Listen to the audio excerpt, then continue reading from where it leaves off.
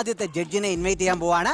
ഞാനിതാ ചൂണ്ടിക്കാണിക്കുന്നതിന് പകരം നമ്മുടെ വീഡിയോ വാളിലായിരിക്കും നമ്മുടെ ആദ്യത്തെ ജഡ്ജ് ആരാണെന്നുള്ളത് റിവീൽ ആവാൻ പോകുന്നത്. Video wall please.